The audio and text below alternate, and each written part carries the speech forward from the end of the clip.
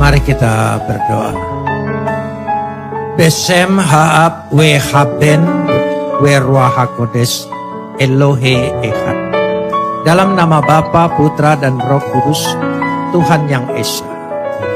Bapa di sorga, kami memuji dan mengucap syukur kepadamu atas segala kasih, karunia, anugerah, limpah rahmat dan berkat-Mu. Atas segala perkenanan Tuhan di dalam kehidupan kami, pemeliharaan-Mu, penyertaan kasih setia-Mu, bahkan perlindungan Tuhan yang terus-menerus menaungi perjalanan hidup kami. Untuk itu kami mau menaikkan ucapan syukur kami yang tak terhingga kepadamu. Seraya senantiasa menyerahkan diri kami di hadapan Engkau, sebab di dalam Engkau kami akan terpelihara dengan sempurna, karena Engkau adalah pemelihara yang kekal. Saat ini, di tengah-tengah persekutuan ibadah kami, di hadapan hadirat Tuhan yang telah turun meliputi memenuhi kami ingin meneduhkan hati kami, menundukkan pikiran kami kepada otoritas kedaulatan firman-Mu. Karena firman-Mu itulah yang mengandung segenap kebenaran dan janji-Mu yang akan Kau berikan bagi kami untuk menjadi milik kami. Karena Roh-Mu itu sendiri yang akan mengerjakannya di tengah-tengah pewartaan ini. Terima kasih Bapa, dalam nama Yesus kami berdoa. Amin. Silakan duduk.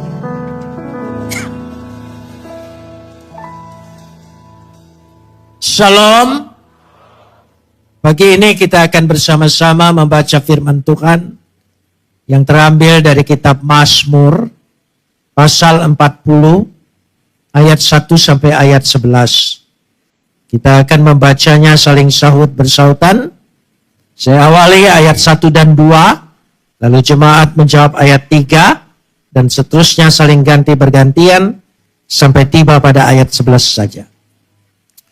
Untuk pemimpin biduan Mazmur Daud, aku sangat menanti-nantikan Tuhan. Lalu ia menjenguk kepadaku dan mendengar teriakku minta tolong. Ayat 3.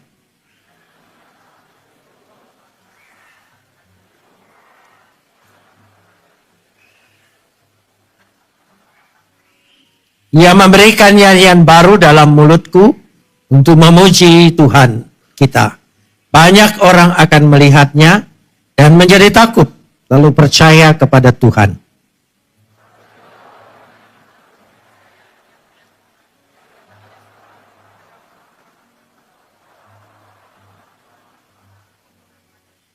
Banyaklah yang telah Kau lakukan ya Adonai Tuhanku, perbuatan-Mu yang ajaib dan maksud-Mu untuk kami. Tidak ada yang dapat disejajarkan dengan Engkau. Aku mau memberitakan dan mengatakan, tetapi terlalu besar jumlah untuk dihitung.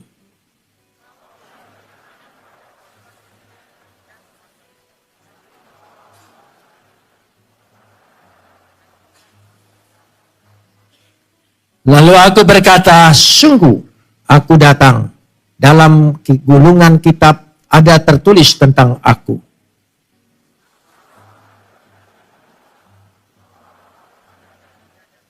Aku mengabarkan keadilan dalam jemaah yang besar, bahkan tidak kutahan bibirku. Engkau juga yang tahu, ya Tuhan.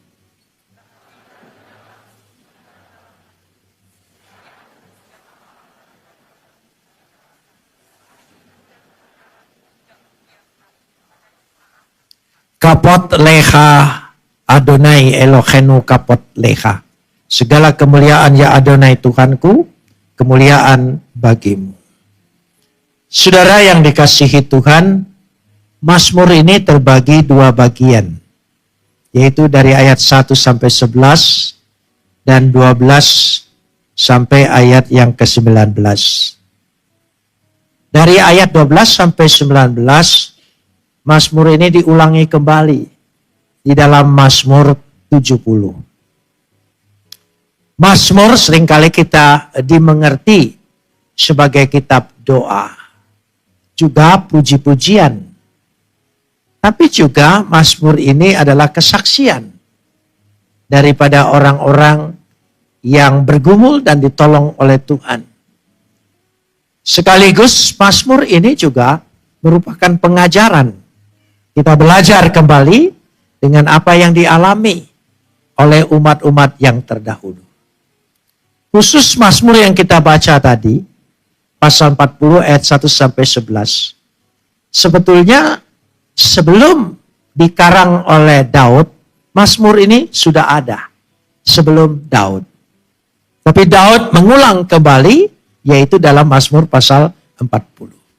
Menurut ahli tafsir Perjanjian Lama, orang Yahudi, bernama Yarhi, yang cukup terkenal, Yarhi, dia berkata bahwa Mazmur ini sesungguhnya adalah Mazmur isi doa dan pujian ketika umat Tuhan menyeberangi Laut Teberau.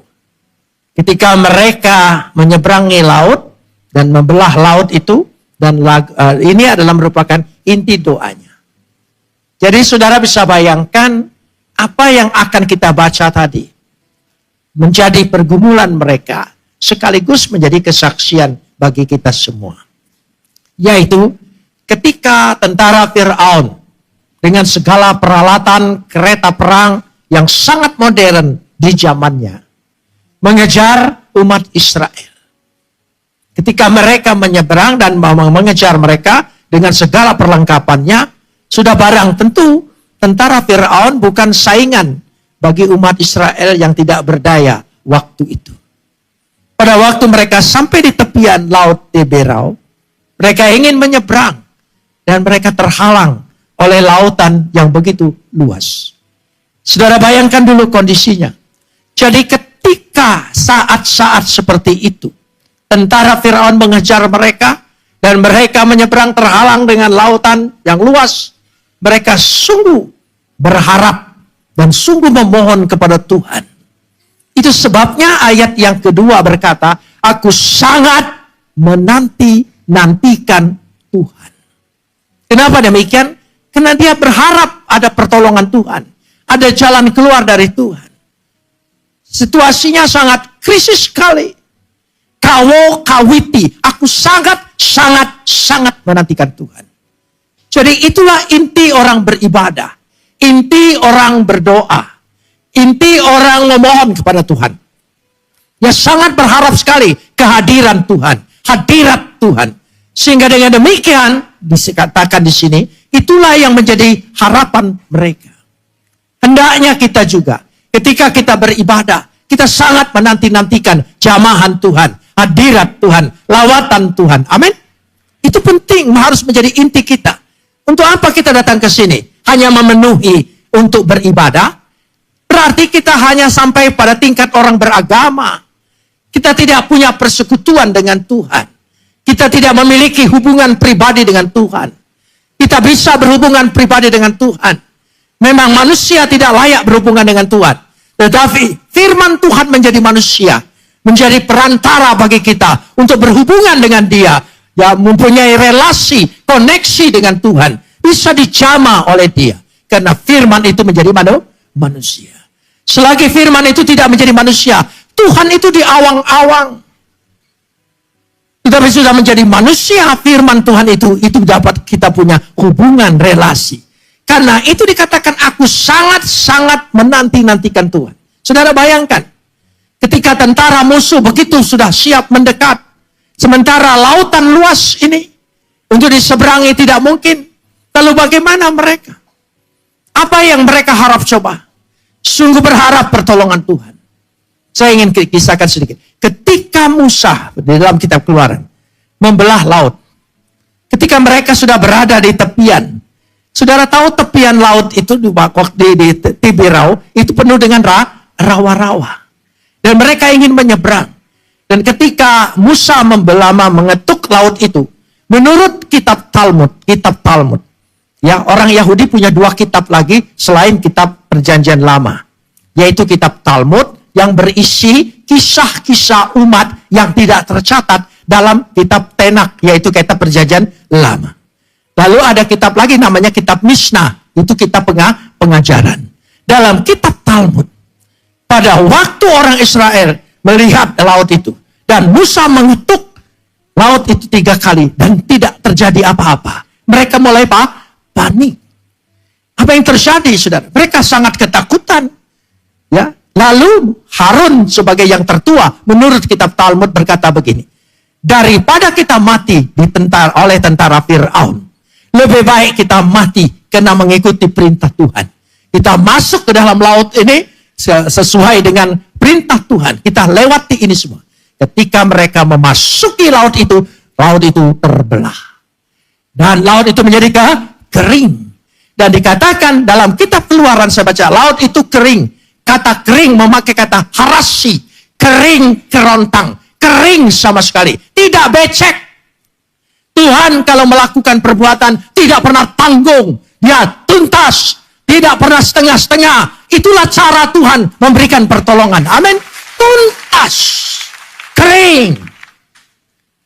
Tidak membuat kita tergelincir, tidak membuat kita licin. Perhatikan nanti kata-katanya. Semua kalimat bacaan yang kita baca untuk menunjukkan kesaksian umat Israel pada waktu mereka sangat berharap menanti-nantikan Tuhan. Kawo kiwiti Adonai. Sangat menantikan Tuhan. Apakah kita sekarang beribadah menantikan Tuhan? Amin. Coba kita punya sikap iman, sangat menantikan Dia. Hanya Dia harapan kita. Hanya Dia tempat kita bergantung. Tidak ada yang lain. Tidak ada yang harus aku takuti. Hanya kepada Tuhan aku takuti. Aku menantikan sungguh terjadi. Lawatan Tuhan terjadi hari ini. Katakan amin. Mas, mari kita baca. Mari kita lihat dulu. Tolong tayangkan ayat yang kedua. Ayat yang kedua. Saya ingin ini ditayangkan. Ya, ayat yang kedua. Aku sangat menanti-nantikan, ya, dikatakan di situ, menanti-nantikan tuh Tuhan. Lalu, tolong sambung. Apa? Bahasa Indonesia yang lama. Dia melawat aku. Kalau kita betul-betul menantikan Tuhan, Dia lawat kita. Dia lawat, dikatakan di situ. Selain Dia lawat, perhatikan lanjutkan ayatnya apa? Lalu, ya, menjenguk kepadaku dan apa? Mendengar teriakku minta tolong. Ini bukan rumus. Ini bukan teori. Ini kesaksian umat Israel ketika mereka menyeberangi laut itu. Ketika mereka berharap betul dengan pertolongan Tuhan. Mereka menyaksikan dengan ayat ini. Daud menulis kembali kesaksian mereka supaya kita percaya dan kita mengalami sama seperti umat Tuhan pada waktu itu. Katakan amin. Itu penting sekali. Aku sangat menanti-nantikan Tuhan. Lalu Tuhan Lalu Tuhan apa? Saudara mau dilawat oleh Tuhan? Katakan amin. Kita mau dilawat oleh Dia. Dan Dia tidak pernah mengabaikan kita. Dia pasti mendengar doa kita. Ya, amin. Ada lagu mengatakan tidak selalu Tuhan menjawab doa kita. Tidak benar. Tuhan selalu menjawab doa kita. Saudara, Tuhan selalu menjawab. Hanya bedanya keinginannya yang berbeda. Tapi selalu menjawab. Dikatakan di situ. Sehingga, ya menjenguk aku, mendengar aku. Yang ayat yang ketiga. Tuhan pasti bertindak. Tuhan tidak mungkin berpangku tangan. Tuhan bukan hanya sedegar-degar mendengar keluh kesah. Saya kanseling jemaat banyak. Tapi kesanggupan saya hanya mendengar. Dan saya tidak bertindak. Bagaimana mau bertindak? Ada istri ditamparin oleh suaminya babak belur. Mengeluh kepada saya. Apa saya datangin suaminya tampar lagi babak belur? Tidak mungkin. Saya tidak bisa menjawab. Saya hanya mendengar tugas saya. Dan sambil berdoa. Tuhan pasti tolong. Tuhan menolong. Amin. Ya. Dikatakan di situ ayat yang ketiga. Coba Tuhan bertindak. Apa? Ya, mengangkat aku. Dari apa? Lubang kebinasaan dan lumpur rawa. Kata lubang dan lumpur rawa dalam perjanjian lama selalu menggambarkan kesusahan. Penderitaan. Seperti Yusuf dibuang ke lubang sumur. Yeremia dibuang ke lubang sumur. Dia dikatakan di situ. Dia mengangkat aku. Jelas sekali kata-katanya. Bukan hanya mengangkat, sungguh-sungguh satu tindakan yang luar biasa. yaitu mengangkat aku, ya, dikatakan di sini, dari lubang kebinasaan, dari lumpur rawa. Lalu apa tindakan Tuhan? Tuhan tidak setengah-setengah. Coba lanjutkan ayat itu. Dia mengangkat aku dari lubang kebinasaan. Nanti dulu, lubang kebinasaan, ayat 3 dulu ya. Dari lumpur rawa, ya apa? Menempatkan kakiku di atas bukit batu. Bukit batu adalah jaminan Tuhan. Dan, lanjutkan apa? Coba perhatikan kata-kata yang terus-menerus menjadi pegangan di sini. Ini kesaksian umat Israel yang dialami oleh mereka. Jadi kalau Tuhan tolong, dikatakan dia mengangkat aku dari lubang binasaan, dia menempatkan kakiku, ya, supaya tidak tergelincir dan menetapkan langkahku supaya engkau tidak jatuh kembali, tidak terperosok kembali. Itu cara Tuhan. Sehingga ada kata-kata yang bagus. Saya catat di sini. Ya, perhatikan kata-kata penting dari bacaan kita ini. Dia melawat aku, nata. Dia mengangkat aku, Allah. Dia menempatkan aku, kum. Dan menetapkan aku, kim. Sehingga untuk melambangkan pemeliharaan, pertolongan Tuhan itu sempurna. Amin. Ya, sempurna. Sehingga apa yang terjadi? Mereka bisa melewati laut itu. Tidak becek, tidak licin, tidak tergelincir. Karena Tuhan lengkap kalau memberikan pertolongan. Tidak setengah-setengah. Ya. Kita lain kalau memberi pertolongan. Awal diberikan pertolongan. Lanjutkan soalnya sesuai dengan keberuntungan Anda. Dia tidak, saudara. Dia peliharakan sampai. Setelah itu, apa yang terjadi? Mereka berjalan. Coba bayangkan ayat ini menjadi kesaksian umat Israel. Kita lanjutkan ayat yang keempat. Ayat yang keempat. Ya, apa? Memberikan nyanyian baru dalam mulutku untuk memuji Tuhan. Kenapa tidak? Dulu keluh kesah. Dulu ketakutan. Tapi setelah mereka melihat laut terbelah, mereka berjalan dengan luar biasa. Mereka pasti tidak lagi mengeluh. Mereka berubah mulutnya menjadi apa? Pujian baru. Sehingga dengan demikian mereka memuji Tuhan. Tuhan mengubah ratapan menjadi nyanyian baru. Yiten bepishir hadas. Satu nyanyian, kesaksian, puji-pujian. Berubah sama sekali. Sehingga menjadi kesaksian, perhatikan ayat yang keempat, ya, untuk memuji Tuhan. Banyak orang apa? Banyak orang apa? Menjadi takut lalu. Saudara, perhatikan. Masih ingat kisah Rahab? Kisah Rahab. Kenapa? Ketika orang Israel keluar dari Mesir, melewati laut itu, menjadi kesaksian bagi banyak orang. Sehingga orang Yeriko pun ketakutan menghadapi mereka. Sehingga kegentaran terjadi, menjadi kesaksian. Sehingga mereka akhirnya percaya kepada Tuhan. Salah satu yang percaya adalah Rahab dan keluarganya. Yang diselamatkan oleh Tuhan. Jadi pertolongan Tuhan, kuasa Tuhan itu nyata. Alkitab ini bukan rumusan. Bukan ajaran budi pekerti. Ya, bukan doktrin. Alkitab itu kisah. Sekali lagi apa? Kisah.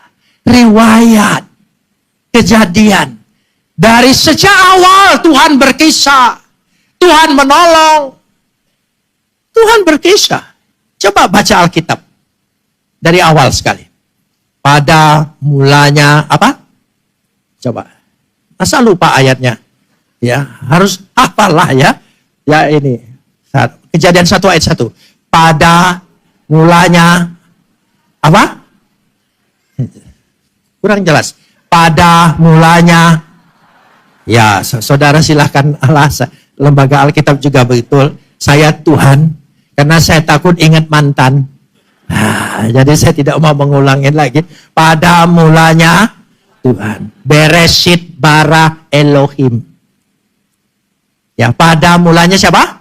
Tuhan. Jadi ini kisah tentang Tuhan. Tuhan yang bercerita, Tuhan yang berkisah. Dan umat Tuhan menerima pertolongan Tuhan, jamahan Tuhan, lawatan Tuhan. Itu Alkitab. Jangan kita pikir Alkitab itu memang dia bisa jadi dogma, bisa jadi doktrin, bisa jadi rumusan-rumusan, tapi semulanya Alkitab itu sederhana. Tidak usah disusah-susahkan. Ya, para teolog yang membuat Alkitab itu menjadi rumit. Namanya juga teologia. Kadang-kadang teologia ilmu Tuhan benar, kadang-kadang tolologia. Ya, tidak percaya kepada Tuhan. Baca Alkitab, pelajari Alkitab, tapi tidak percaya perbuatan Tuhan, mujizat Tuhan. Mujizat Tuhan itu tidak sembunyi-sembunyi, nyata. Dia membelah laut, bukan hanya Musa dan Harun yang melihat. Ribuan umat Israel. Bahkan diperkirakan pada waktu itu jutaan. Mereka menyeberangi. Ya, Yesus memberi makan 5.000 orang dengan 2 ekor ikan dan 5 ketul roti. Sembunyi-sembunyi. Tidak. Yang dikasih makan berapa orang? 5.000. Tapi ada murid saya ini pernah memimpin sekolah teologi. 17 tahun saya jadi rektor. Tapi tahun pertama itu mahasiswa semua sikapnya kayak malaikat. Baru masuk sekolah mau jadi pendeta. Ya, celana hitam, baju putih, setiap keluar bawa Alkitab, keluar asrama bawa Alkitab, keluar kelas masuk bawa Alkitab terus. Dan sikapnya dilembut-lembutkan kalau ketemu saya, pagi. Tingkat 2 mulai kebiasaan. Tingkat 3 karena pelajarannya menyelidiki rumus-rumus kritik-kritik Alkitab. Maka mulai jadi penasehat Tuhan. Saudara. Jadi tingkat pertama tadi malaikat, tingkat kedua manusia, tingkat ketiga setan. Ya. Itu mulai jadi setan. Lalu dia bilang begini, Pak, Yesus kasih makan 5.000 orang. Itu begini, waktu dianya berdoa, dia nyindir orang Yahudi yang pelit dan kikir itu, sehingga mengeluarkan bekalnya.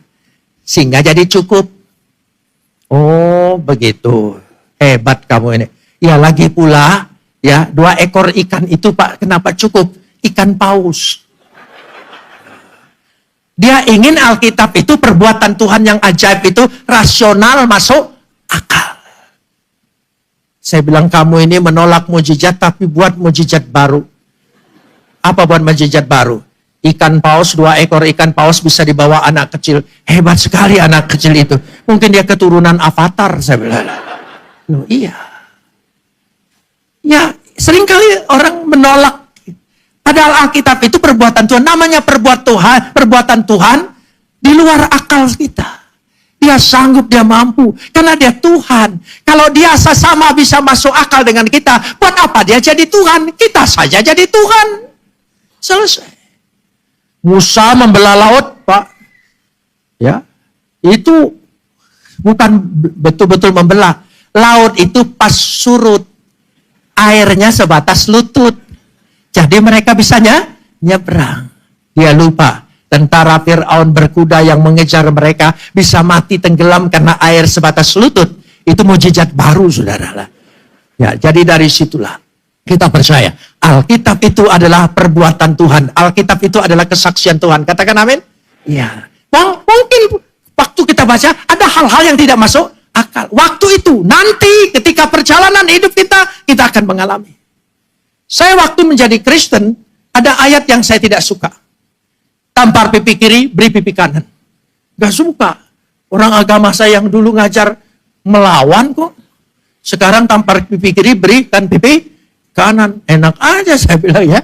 Gitu. Wah, sudah bisa. Saya tanya, jangan-jangan ini salah terjemahan. Itu sebabnya saya belajar bahasa aslinya. Menarik sekali karena ingin tahu.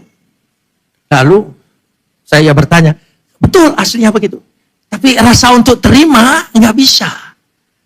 Biasa agama dulu diajarin jihad. Sekarang tampar pipi kiri, beri pipi kanan. Kayaknya takluk sekali.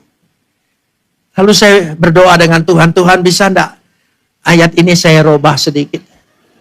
Tampar pipi kiri, balas tangan kanan. Kan cengli gitu, saudara ya. Masuk akal, saudara.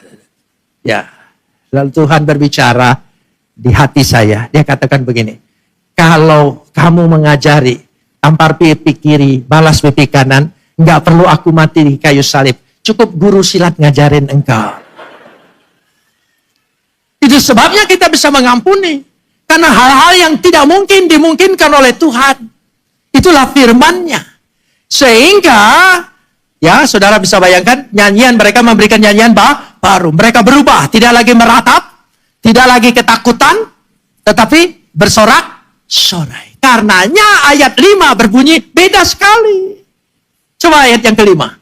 Berbahagialah orang yang menaruh kepercayaannya pada Tuhan. Oh, mereka gembira, bahagia kita.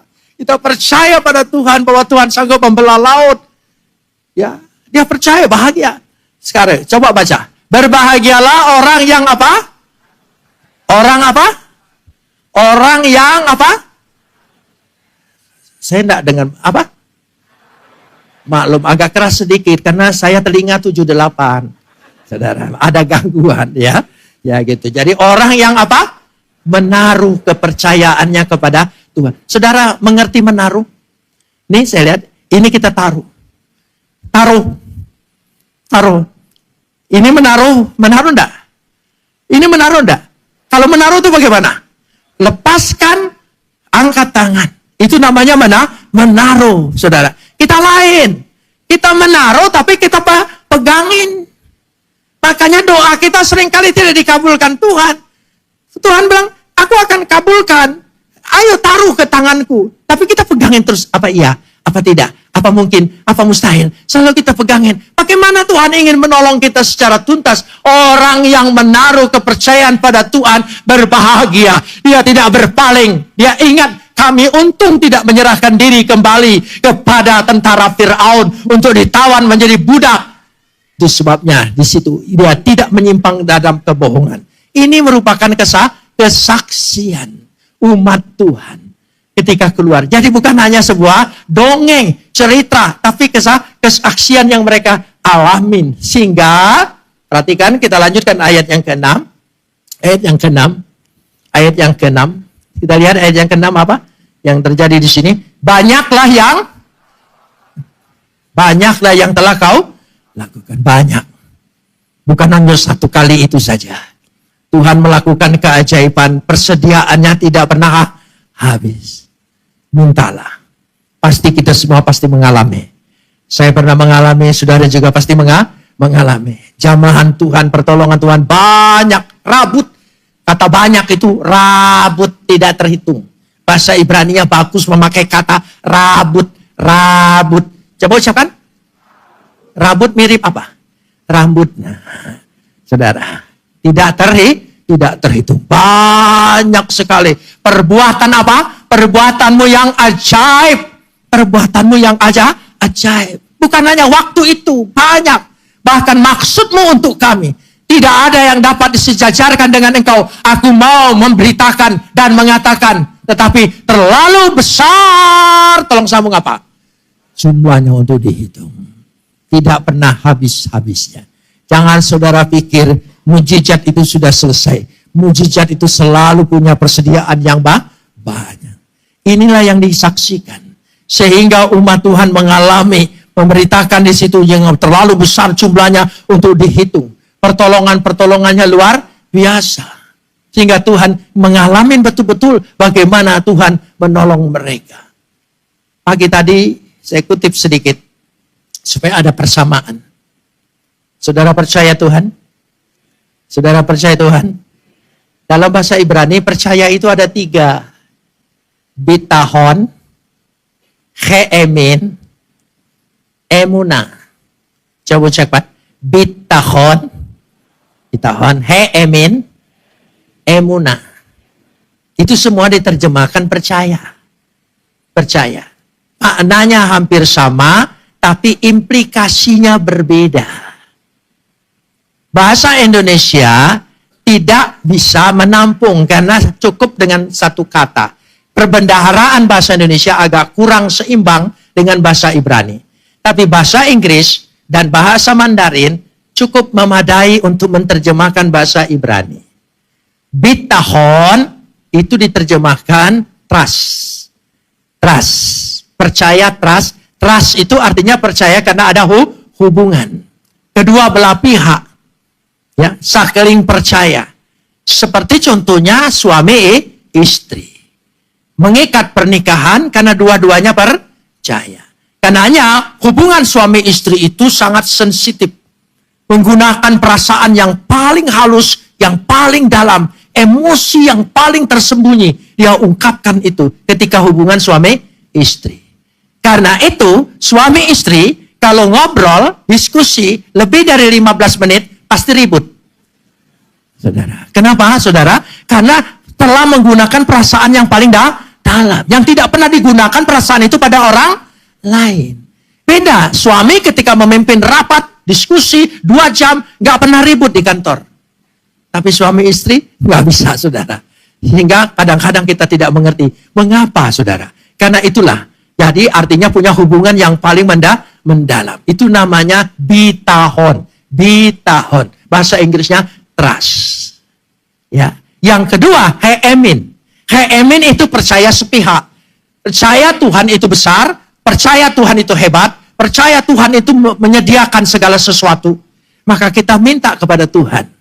Pada waktu kita minta kepada Tuhan, kita percaya. Itu namanya believe. Believe, heemin. Makanya doa selalu diakhiri dengan kata amin. Ya, sekarang saya kasih contoh gini. Saudara percaya kalau saudara mau pinjam uang datang ke bank. Saudara percaya enggak bank itu pasti punya uang? Ya, percaya. Itu baru believe. Belum amin. Belum disebut trust. Lalu yang ketiga, percaya karena ajarannya, ya rumus-rumusnya, pengakuannya bahwa Tuhan itu hebat, Tuhan itu dahsyat. Itu namanya emunah, faith. Jadi dengan kata lain, kita memang perlu percaya, punya prinsip-prinsip pengakuan. Tetapi lebih daripada itu dengan Tuhan, kita harus punya hubungan pribadi, trust. Sehingga dengan demikian, tingkat percaya kita itulah yang menjadi kesaksian. Sebagaimana umat Tuhan ini, dibawa menghadapi masalah, dihadapkan dengan masalah yang paling gawat. Kenapa diperhadapkan demikian? Tuhan ingin mengajar kita supaya kita sungguh-sungguh berserah kepada Dia sehingga percaya bahwa Tuhan itu ada. Tuhan itu hidup. Jadi biarkan ya kita diproses oleh Tuhan melewati masalah, pergumulan, penderitaan yang Tuhan izinkan. Percayalah, Tuhan ingin mengajar kita secara pribadi supaya kita berjumpa dengan Dia secara pribadi, supaya kita bertemu dengan Dia secara pribadi, supaya kita punya relasi dengan Dia secara pribadi. Sehingga Tuhan izinkan itu. Karena itu tidak bisa hubungan formal, sekedar pengakuan. Doktrin hebat, betul, bagus. Ya, pengajaran hebat, ayat-ayat Alkitab dahsyat, habis semuanya, rumusan disusun oleh gereja, bagus. Tapi itu hanya sekedar pengakuan emunah. Belum mengadakan hubungan pribadi. Jadi Tuhan menginginkan hubungan kita pribadi. Oleh sebab itu firman Tuhan itu menjadi manusia dari sejak semula. Sehingga kita bisa berjumpa, bersekutu dengan Dia, sungguh-sungguh merasakan hubungan dengan Dia. Itulah dikatakan. Sehingga inilah yang dimaksudkan. Sehingga pada ayat yang ke-7 sampai ayat yang ke-11, ayat 7 dan 11, engkau tidak berkenan kepada korban sembelihan dan seterusnya untuk menunjukkan. Perbuatan Tuhan tidak bisa diukur dengan upacara-upacara agama. Perbuatan Tuhan itu adalah kasih karunia. Melampaui segala-galanya. Dia sangat mengasihi kita. Tuhan, amin. Jangan beri kesan Tuhan itu kejam. Jangan beri kesan Tuhan itu terlalu menuntut. Jangan tuh beri kesan seolah-olah kalau tidak ikut seperti ini Tuhan akan marah. Enggak, Tuhan kita itu bukan darah tinggi.